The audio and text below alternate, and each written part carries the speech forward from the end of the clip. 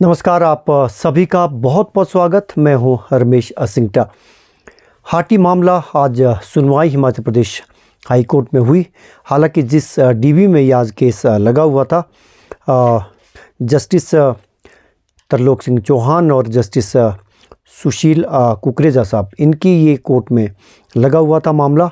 लेकिन चूंकि चौहान साहब की झारखंड हाई कोर्ट के लिए कॉलेजियम ने सिफारिश की चीफ जस्टिस के तौर पर, इस कारण से उन्होंने आज जो फाइनल हियरिंग के लिए केस लगे हुए थे उनकी सुनवाई नहीं की। लेकिन हमारे मामले में सुनवाई जरूर हुई।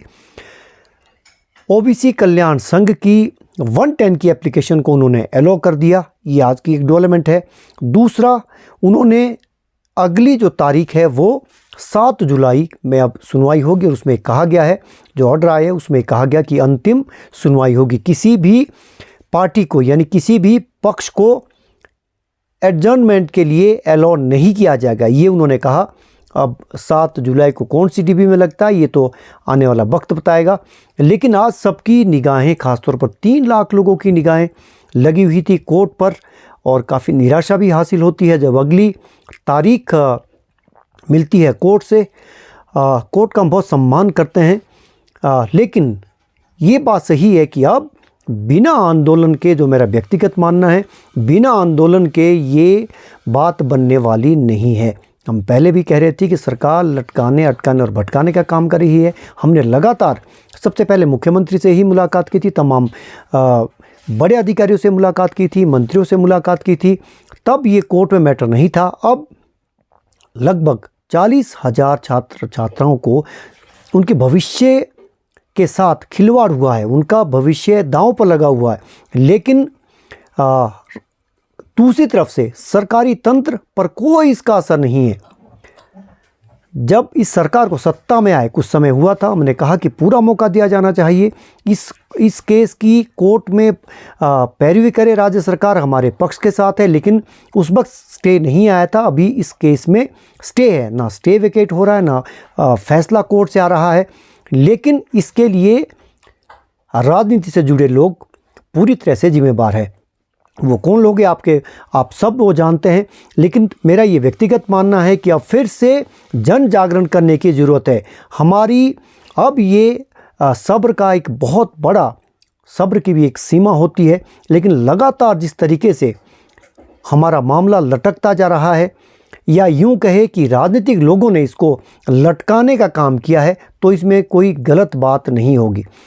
अब केंद्रीय हाटी समिति को मेरा विनम्र आग्रह है कि केंद्रीय हाटी समिति, जो हमारी केंद्रीय हाटी समिति हमारी बड़ी ऑर्गेनाइजेशन है गिरिपार क्षेत्र के लोगों की, उनसे जुड़े हितों को पहले भी बड़ी प्रमुखता से पैरवी की है, और इसको तार्किक अंत तक पहुंचाने के लिए अब फिर से आंदोलन का आह्वान करे। अब बात ऐसे बनने वाली नहीं है, सीधी उंगली से घी निकलने वाला ही नहीं है। ये बात बहुत कड़वी है। हम नहीं चाहते, हम किसी के खिलाफ नहीं है, लेकिन अपने हकों के लिए हमें भी जागना होगा।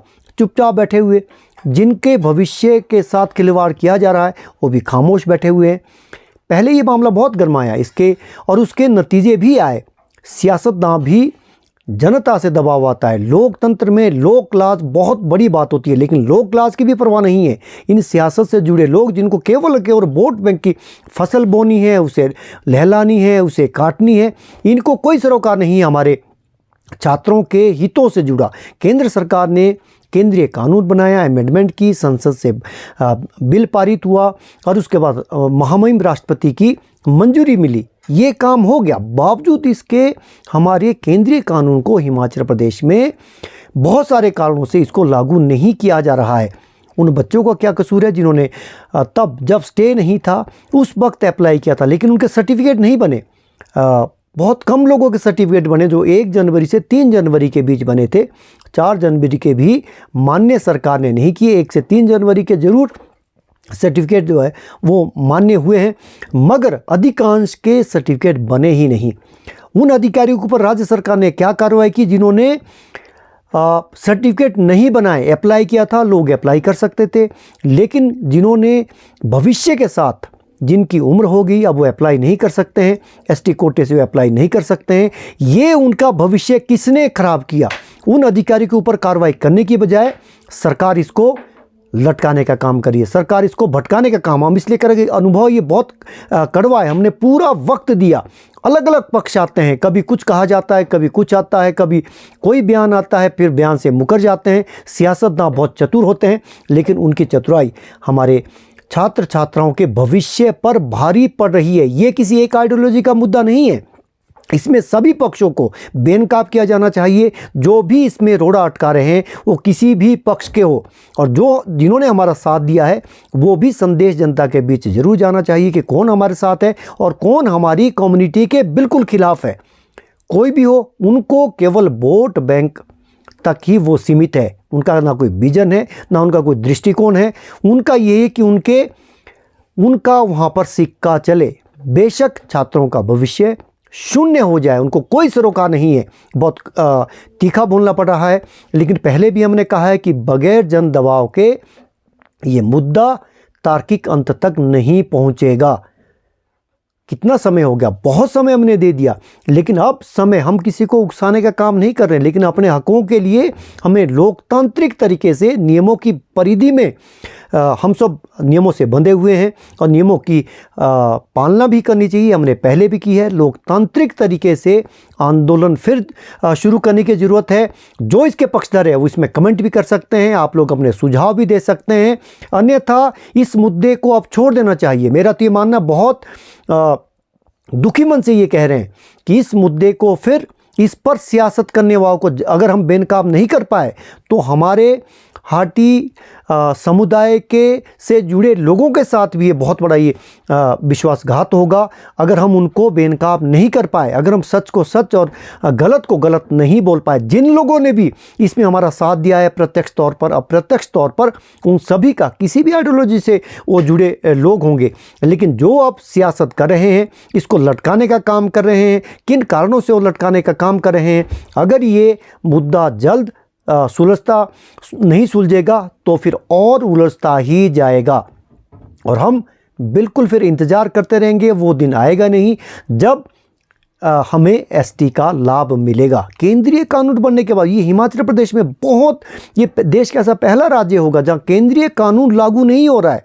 सर्वोच्च है संसद, उससे सुप्रीम कोई नहीं है, उससे ऊपर फिर हम किसके पास जाए। हम लोग देवी देवता के चौखट तक भी पहुँचे, देवी देवताओं की शरण में गए, वो भी सब, उस पर भी लोग कहने लगे कि ये भी सियासत कर रहे हैं। लेकिन हमने कम्युनिटी के लिए, अपने लिए सब लोग मांगते हैं कि देवी देवता मेरे परिवार के लिए, मुझे, मेरे परिवार के लिए, हमारी मांग पूरी करना हम मन्नतें करते हैं। लेकिन हमने समुदाय के लिए मांगा कि देवी देवताओं का भी हमने सहयोग मांगा, उनका आशीर्वाद मांगा और हमें बहुत साथ भी मिला। हमें अब भी भरोसा है, हम लोग देवी देवताओं को मानने वाले लोग हैं, गिरिपार के लोग, और हम संस्कार वाले लोग हैं। लेकिन अब हमारे सब्र का बांध टूटता हुआ नज़र आ रहा है। अब जो इस बात के पक्षधर है कि आंदोलन होना चाहिए, लोकतांत्रिक तरीके से होना चाहिए, और जब हम पूर्व सरकार के समय ये कह सकते हैं, ये ऐलान कर सकते हैं कि राजनीतिज्ञों का गिरिपार में एंट्री बंद कर दो, किसी भी पॉलिटिकल पार्टी का उनकी घेराबंदी करो जहां भी मिलते हैं, लेकिन उनको गिरिपार में घुसने मत दो। ये बहुत बड़ा ऐलान किया था। दूसरा ऐलान ये किया था कि अगर राज्य सरकार नहीं करती है, राज्य सरकार के माध्यम से केंद्र सरकार तत्कालीन नहीं करती है, तो हम वापस उत्तराखंड चले जाएंगे। उत्तराखंड का मतलब जौसार बाबर, क्योंकि एक भाई को 1967 से लाभ मिल रहे, दूसरे भाई को केंद्रीय कानून बनने के बावजूद भी लाभ नहीं मिल पा रहे। कितनी बड़ी विडंबना है। और हम खामोश बैठे हुए। हमने पहले आंदोलन किए, लोकतांत्रिक तरीके से किए, महाकुंभों के माध्यम से लोग आए हजारों हजार की तादाद में। अब फिर से ये मुद्दा 4 लोगों का नहीं है, ये मुद्दा केवल केंद्रीय हाटी समिति का नहीं है, ये मुद्दा किसी मंच का अकेला नहीं है, ये मुद्दा हम सब का है। हम सबको राजनीतिक विचारधारा से ऊपर उठकर व्यापक सामाजिक हित में, हमारे बच्चों के हित में, उनके भविष्य को देखते हुए हमें एकजुट होना पड़ेगा और सरकार पर, राज्य सरकार पर दबाव डालना पड़ेगा और केंद्र सरकार से भी आग्रह करना पड़ेगा कि इस मामले की कोर्ट में प्रमुखता से पैरवी की जाए। वो हमें नज़र नहीं आ रही है, कहने से नहीं होगा। हमें ये मुद्दा सुलझने की बजाय उलझता हुआ नज़र आ रहा है। जब तारीख पर तारीख डलती है तो हमें दोनों ही पक्ष वहाँ, सभी पक्ष वहाँ होते हैं। क्यों कोई कोर्ट में क्यों गया, क्यों अपने ही समुदाय के खिलाफ अब क्यों कानून का मजाक उड़ाया जा रहा है? ये कौन मजाक उड़ाने वाले लोग हैं? ये सत्ता में कौन ऐसे लोग बैठे हैं जिनको जनता की कोई फिक्र नहीं है, जो समुदाय के खिलाफ खड़े हैं? 3 लाख लोग अगर ये तय कर दे तो फिर बहुत कुछ बदलने वाला है, और बिना कुछ किए कुछ भी बदलने वाला नहीं है। मैं फिर से कह रहा हूँ, जो लोग इस बात के पक्षधर हैं वो ज़रूर अपनी राय दे, और फिर आगे की रणनीति तैयार करने के लिए सभी वर्गों को, सभी समुदाय को साथ लेके, सभी राजनीतिक दलों के लोगों को, जो हाटी मुद्दे के पक्षधर है, जो समर्थक है, उनको साथ लेके हम इसमें अगली रणनीति बहुत जल्द आंदोलन की तैयार कर सकते हैं। आज के लिए इतना ही। नमस्कार।